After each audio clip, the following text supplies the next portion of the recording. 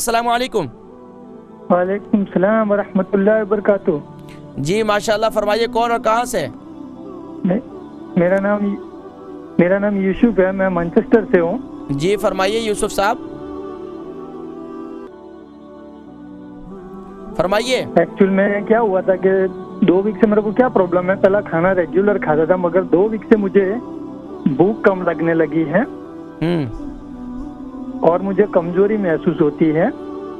कितना वजन है आपका?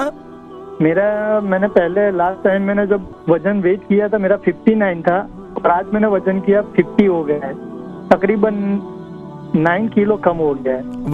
आपकी उम्र कितनी है? 41। ठीक है, आप प्रोग्राम देखें, मैं इंशाल्लाह बतलाता हूँ। इंशाल्लाह आपको भूख अच्छी लगेगी इंशाल्लाह। यूसुफ भाई मैनचेस्टर से थे।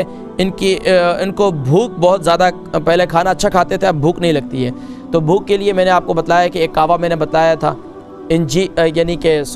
यानी कि अदरक, अजवाइन, सौंफ और दालचीनी, इन चारों चीज़ों का कावा बनाया। अदरक,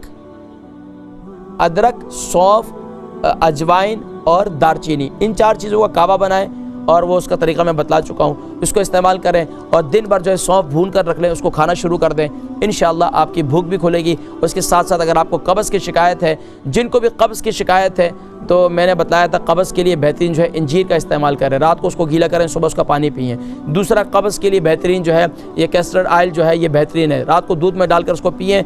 अगर ख़ास तौर पर कब्ज़ की वजह से भी भूख नहीं लगती है तो उसका ये है कि बेहतरीन कैस्टर ऑयल को एक कप दूध के अंदर जो है 1 चम्मच डालें और सुबह पिएँ। ये वैसे भी आपके पेट की सफाई के लिए बहुत मुफीद है कैस्टर ऑयल। ये रात को जो है उसको दूध के अंदर जो है 1 कप दूध के अंदर जो है डालकर सुबह उसको पी लें, बल्कि रात को इसको पी लें और सुबह उठेंगे तो इंशाल्लाह बेहतरीन हाजत होगी। उसके बाद इंशाल्लाह अच्छी भूख लगेगी। और इसी तरीके से अपनी वॉक करें दिन के अंदर 1 घंटा, आधा घंटा दिन में खाने से पहले, रात को खाने के बाद।